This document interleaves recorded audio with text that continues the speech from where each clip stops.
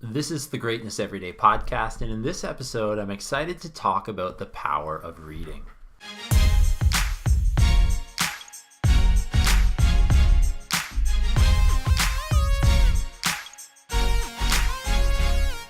Hi everyone, it's Matt here with another episode of the Greatness Everyday podcast. Today we're going to talk about the power of reading, and I'm excited to say that today I have a friend of mine here with me. His name is Corey, and Corey, thanks for joining us today. Hey Matt, how's it going? Great. It's great. Thanks again. Glad to connect with you. Actually, I was out skiing in the woods the other day and came around a corner, and here's somebody that I haven't seen for a few months.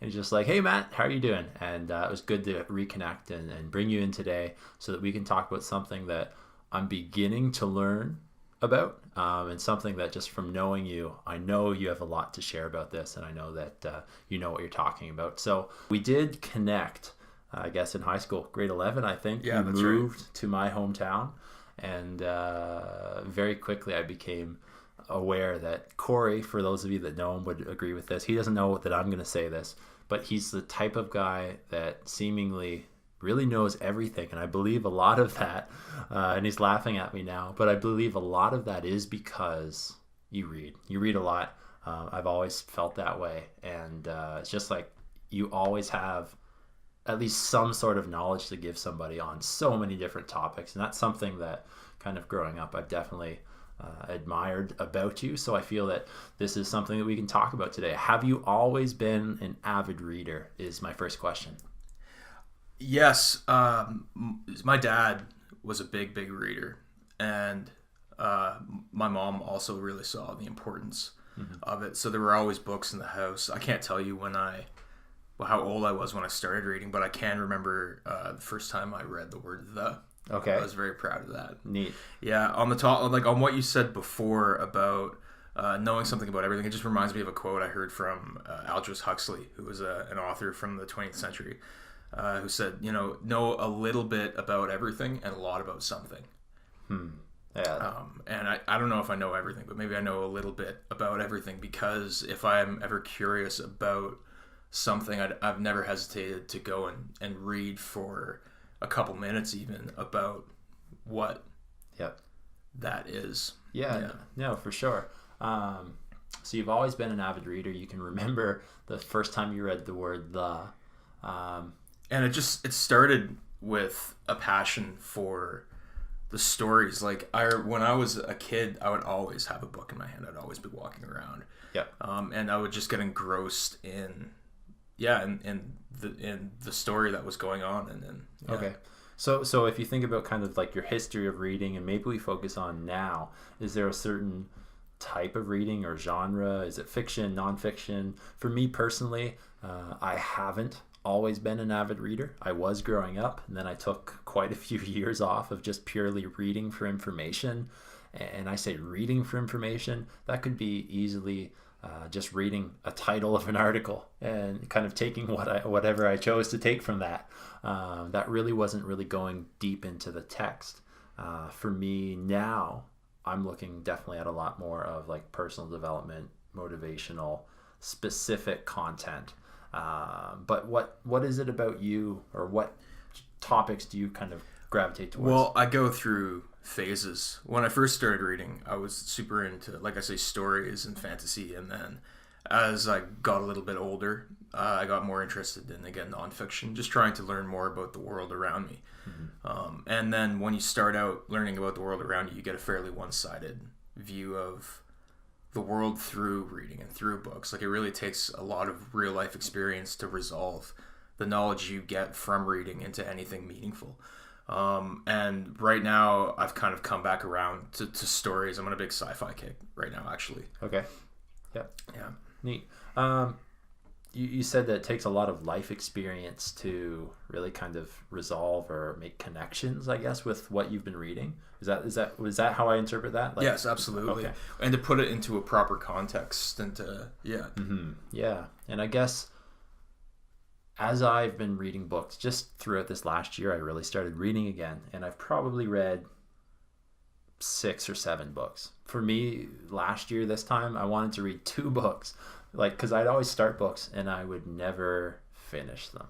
I didn't have time. I made that excuse, or something else, another interesting book kind of came my way, is kind of one of the reasons I didn't finish reading those books. But I think now that I have read the books that I've read this year, and I definitely agree with that. Something I've never thought of until you just said that, though, just in terms of you're collecting this evidence, you're collecting these ideas, and as you live them out, you maybe start connecting the dots. So that's interesting to kind of be introduced to that topic. There's a couple of things that I'd like to respond to in what you just said. The first is that if you're reading a book and you've given it a fair shot, maybe you've spent a few hours with it, I don't feel like you need to necessarily continue if you don't feel like you're getting anything more out of it, because time is a pretty precious resource. Yep. And that's one of the reasons I haven't been reading books, is because, time's a very important, precious resource. But at the same time, I guess I just didn't value what I was getting out of the books for. So I hear you there, yeah. If we jump into kind of ultimately, why is it that you read? We do things that we give a lot of value to. I didn't value it, like I just said. Why is it that you read? Because we all, I'm sure, have different purposes. My purpose before was I read for information. I get that information. I write about it in a scientific paper, or I make a presentation on it. It was purely read for information only for so many years of my life. What is it about reading that makes you read? Why is it important to you? When you think about what the act of reading actually entails, I mean, you're putting yourself in someone else's mind. You're taking in someone else's life experience. We each only live our own lives, but through reading, to a certain degree, it allows us to, and that's what people mean when they say it gives them a wider perspective on the world, because you're seeing the same thing from more angles. Yeah, that's been my biggest thing over the last year, is kind of as I've been reading these books and finishing these books and getting introduced into so many new ideas, I guess I've really met those people. Yeah. The authors. I've met the authors. I've learned how they view the world. And maybe at a specific point in time, maybe that's changed, I guess, as they live their lives, and maybe they've made a book about something, and 10, 20 years later, their perspectives have changed. I'm sure they have.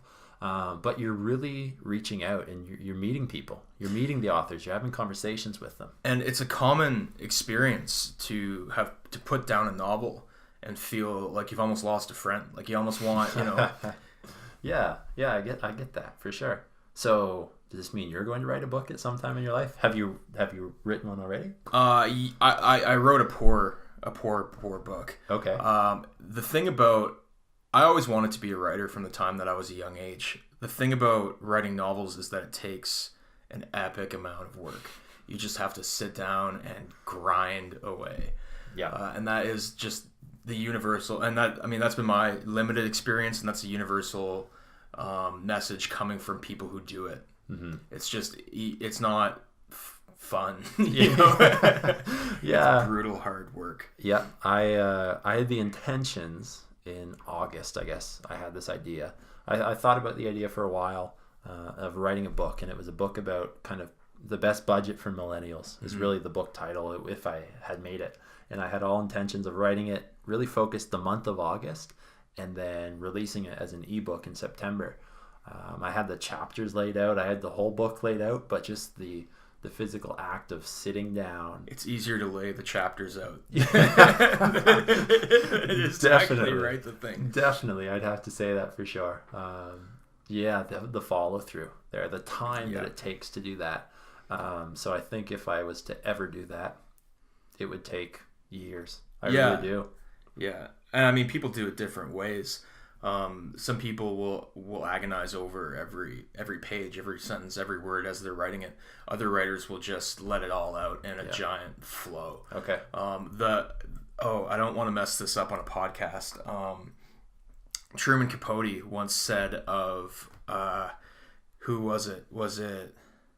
I think it was Steinbeck's Grapes of Wrath, or maybe it was one of the Beats poets. Okay. No, it was Jack Kerouac's On the Road. Mm-hmm. Jack Kerouac's On the Road, which is very stream of consciousness. Truman Capote commented that that's not writing, that's typing. just deriding it because he had that one style of writing where they just let it all out and almost do no editing versus the more polished. Neat. Yeah. Interesting. Antoine Saint-Exupéry said, he has another good quote, which is kind of the flip side of the Jack Kerouac freestyle, that perfection is achieved not when there is nothing left to add, but when there is nothing left to take away. Which is kind of the flip side. So yeah, I mean, there's different philosophies towards writing and different philosophies towards. Yeah, I don't think that if I did that, I don't think it'd be anytime soon. Just focusing, I guess, my energy on other things there. My mentor, I have a mentor that I'm working with, and he said he believes everybody should write a book sometime in their lifetime. So we'll see if that happens or not. It's been interesting. I guess we started talking about the power of reading, and now really now the power of writing, which is a scary topic for me, even more so than reading is. I just finished reading a book. It's called Escape by Anik Singhal, and he's a entrepreneur who's really kind of got a very interesting story. And he basically introduced me to this idea of that you should almost have seasons of reading. Just with the idea of, for example, when he got back into reading, like hardcore reading, he went through it and he said it was around the same time of him getting married. So he said he goes through seasons of reading. He was very focused on books and stories at that time related to improving his relationships. Makes sense. You're getting married. You want to spend a lot of time improving that. And then he'll move into something related to health for a few months at a time, and he'll really be focused on that. Maybe something related to business. Have you heard of that, or is that something that you kind of recognize yourself practicing? Absolutely. Or do you, yeah. Well, like I say, when you ask me which genres I read, I go through phases. And it has to do with what I'm interested in. So I might go through a big phase about reading about camping, or I might go through a big phase about, right now, science fiction, or I might go through a big phase, it's whatever I'm interested in or whatever I want, or I'll get interested in particular historical periods and I'll just dive into that, that century or that period of time and try to put myself there and learn as much as I can about that. So what is it about a book that you choose that book? Because like if you're looking at a YouTube video, for example, most people will see a really nice thumbnail, it gets them to click it, and they'll click on that video. But what is it that gets your attention when you are selecting a book? Well, it's almost like a networking thing. So it's almost like once you get into a certain author or you get into a certain genre, it's all was it Newton that said, the only reason I have seen so far is because I stand on the shoulder of giants. Culture and intellectual thought is an ongoing cumulative process, and the links to a particular work, like you can kind of follow them out and read what the author of the book that you were reading was reading when they wrote that book. It's almost like following a trail. Yes, exactly. Okay. Yeah, and I guess the book that exploring a landscape. Yeah, the book that I just finished reading, he talked about one book in particular, which is a book that I already have. I just haven't read yet. Rich Dad, Poor Dad by Robert Kiyosaki. And it's like, I almost didn't want to finish the book that I was reading because I wanted to start that one. I did finish it, and that's the next book. It's back there on my bookshelf, so I'm excited to get going with that. Let's just talk about different forms of reading as well. I've really enjoyed reading ebooks. Have you spent a lot of time reading those, or is it more so paper copy? Back when e-readers became like mass market available, I kind of turned my nose up at them. And was very connected, very committed to the idea of having a physical book to read. But the more and more I've used Kobos and Kindles and the different products that are available, which aren't hard to read, like they're not backlit. I've become more and more convinced that although I still like a physical book, just the ability to have any book written at your fingertips in an instant is pretty awesome. It's pretty revolutionary, really. definitely. And I've just, in the last few months, really jumped into ebooks. I like you said, something physically about a physical book in your hands. I think that for me, though, I probably read an ebook faster. For me, I like seeing the percentage and the time left, because I'm like, oh, that's not going to take 3.5 hours left to read. I'm going to finish that in 2.5, right? So for me, something as simple as that is motivating, which has been interesting to see. And I've really spent a lot of time in the past bit as well looking at reading audiobooks, if you read audiobooks, listening to audiobooks, I guess. And like you said, just having access to literally any book that you want that's on the internet, through ebooks or through audiobooks, is interesting. Audiobooks, I don't know if you spend a lot of time listening to those. Just curious to hear what your thoughts on audiobooks are.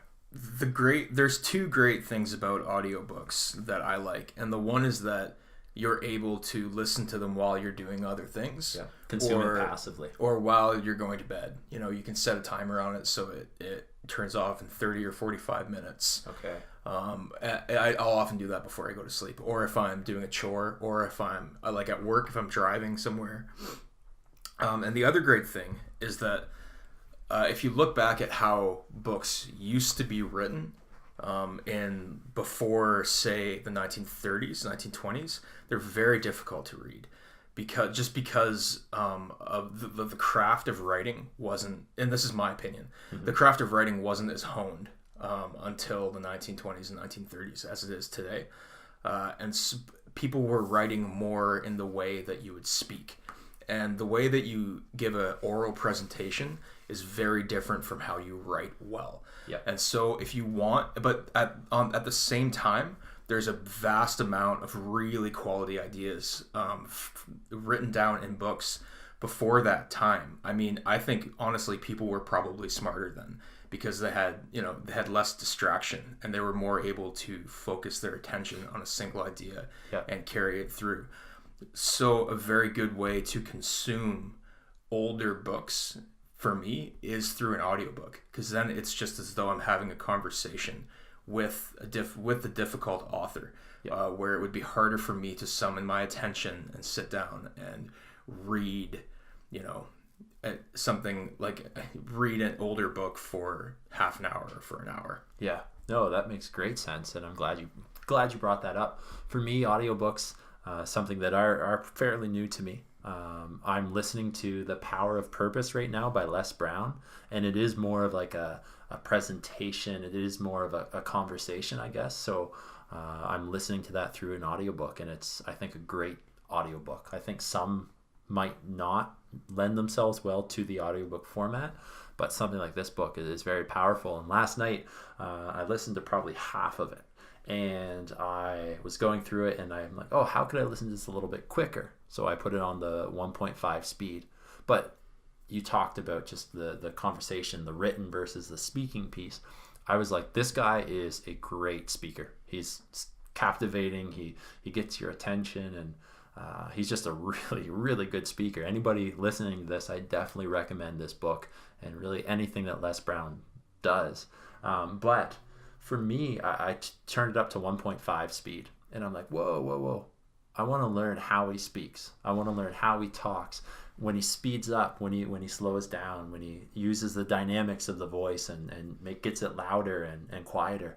I really want to learn to become a really good speaker, and this is the guy I'm going to do it. I'm not going to listen to it on 1.5 speed and really get those same skills that he has and those same mannerisms. So that's just been interesting for me to kind of play around with a little bit on my own here. So I'm sure that has a place, putting something to 1.5 speed. A lot of the time I need because thoughts kind of unfurl themselves at a fairly natural pace. And for me, if I speed up, especially if it's nonfiction, if I speed it up, I just have a harder time personally understanding what's being said. I definitely agree with that for sure. So there's a very quick episode on the power of reading. I just want to say, is there anything that you have left to kind of fill in the gaps here or tie it up, Corey? Anything else that you want to say? This is your time. No, that was great, Matt. Good, good. I'm glad.